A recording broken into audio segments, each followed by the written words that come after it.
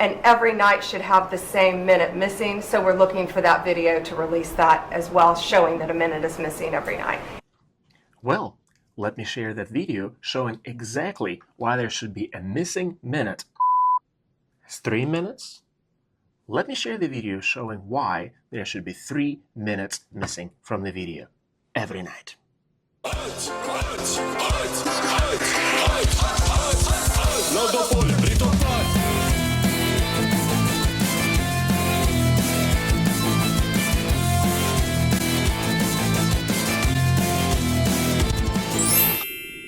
Today, I want to go back to the infamous press conference where Attorney General Pam Bondi, along with President Trump, tried to explain to us this missing minute from the Epstein jail cell video. The missing minute, which later turns out to be 3 minutes. There's something about that video that bothered me in a deja vu kind of way, something I expected more people would be talking about. And what was on that, there was a minute that was off the counter. And what we learned from Bureau of Prisons was every year, every night, they redo that video. It's old, from like 1999. Did you catch that? Let me play that part again. Video is old, from like 1999. So every night the video is reset, and every night should have the same minute missing. It's old, from like 1999. Now, what is the significance of 1999?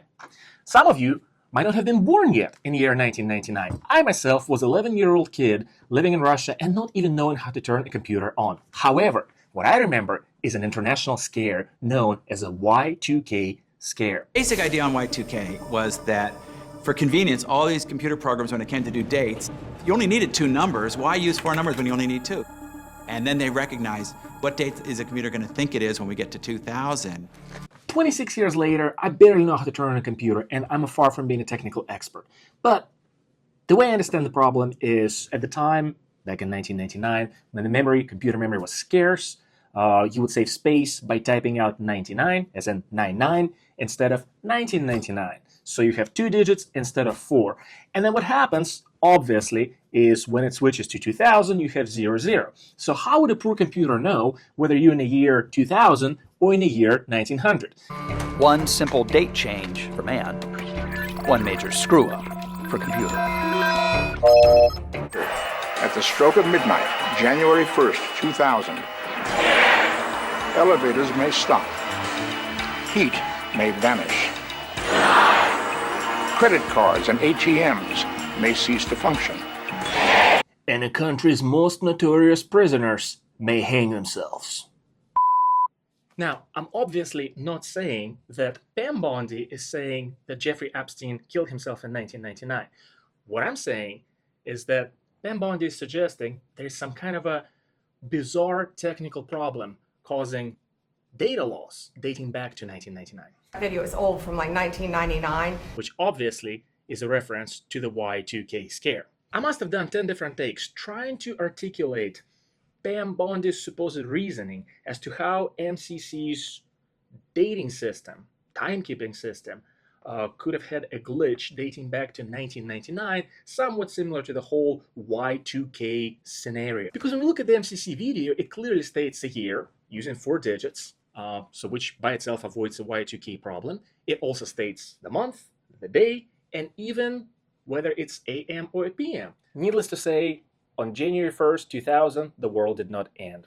Now, that didn't prevent the United States government from spending close to $250 billion in today's money on remediation efforts. Numerous committees and task forces were formed, and they even made commemorative medals, believe it or not. On January 3rd, 2000, the Small Business Administration received approximately 40 complaints about various technical glitches.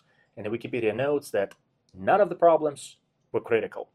There is a section of the article describing the documented errors, and if we go to the subsection on 1st January 2000 and scroll down to in the United States, very last point, Microsoft reported that after the year rolled over, Hotmail emails sent in October 1999 or earlier showed up as having been sent in 2099. Although this did not affect the email's contents or the ability to send and receive emails. Again, although this did not affect the email's contents. In other words, with all those misdated emails, there was no paragraph or section of the email missing, much less 3 of them. But even though there were no major technical issues, there is, in several generations, perhaps that ingrained fear of something unknown, technical, and scary that just might happen in year 1999.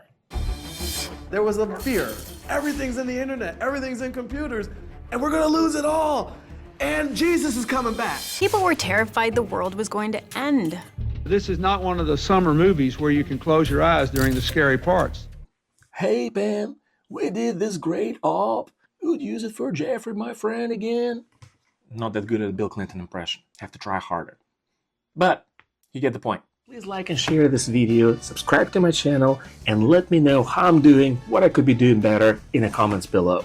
And with that, I most sincerely thank you from the bottom of my very small, shriveled Russian heart.